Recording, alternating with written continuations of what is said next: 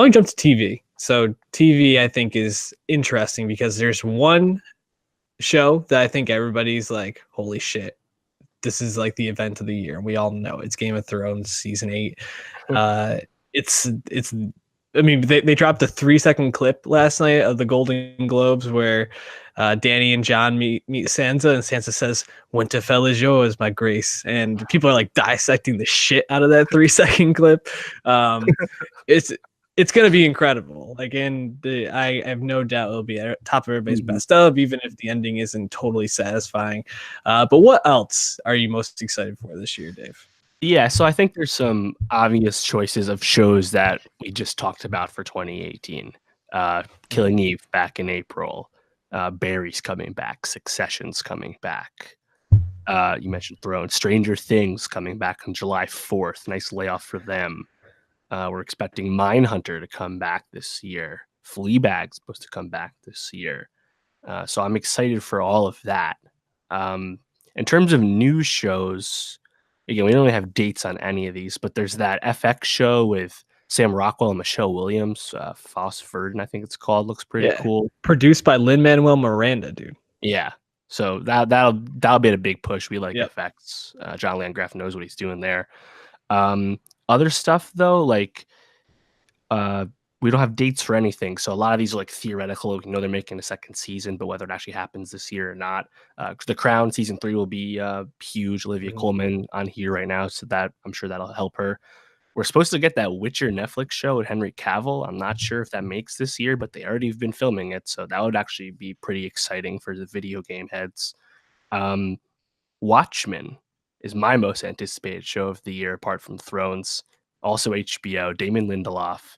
It's not an adaptation. It's just existing in the world. And Jeremy Irons is playing Ozymandias as an older man. And I'm just fucking stoked. They showed brief, like 5 seconds in that same teaser you mentioned for the Globes. There's a bunch of different scenes there. We have no idea what any fuck they mean. But I'm so excited because, again, this is Lindelof's return since Leftovers. It's been a little while, and it's also fucking Watchmen. The most seminal thing in comics. So that's exciting. Yeah, you get Lindelof back, and he's making like new Watchmen shit. It's like, okay, like just be there. I'll watch that.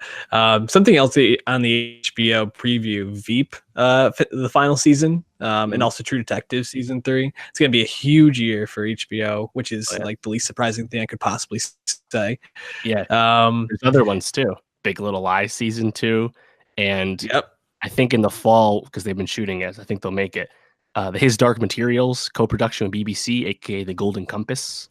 They shut out a lot of money for that IP. We talked about the fantasy IP bubble a few months ago, so check that out on YouTube. But that's going to have big production values and might be the first post-Thrones fantasy show to try and occupy that bubble in terms of coming out soon. So that'll definitely have a lot of eyes on it. But I gotta say, Watchmen's up there for me, but probably my second most anticipated TV season of this year is Mr. Robot season 4. Oh yeah. The finale of Mr. Robot, Sam Esmail, Rami Malek. It's gonna be awesome. I have no doubt that they'll land the ship, and I think it's gonna be phenomenal. Just two others I want to shout out that could steal a lot of attention.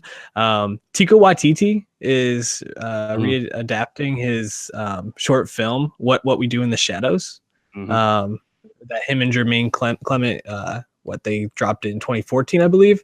That could be really interesting.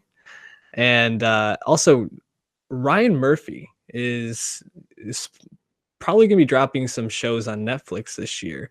And there's one called The Politician, which stars Ben Platt from Pitch Perfect fame and Dear Evan Hansen fame. Jessica Lange's also in it, Dylan McDermott, January Jones, Zoe Deutsch. It sounds like it's going to be pretty good, so I'm excited for that.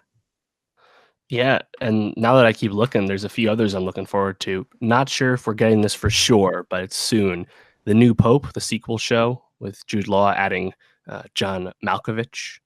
We loved The Young Pope when that came out 2 years ago, so that'll be exciting. Devs, the FX Alex Garland show with Sonia Mizuno from Maniac, as well as Nick Offerman. We like Alex Garland. He does crazy shit. So I'm sure him doing peak TV on FX is going to be bonkers. Yep.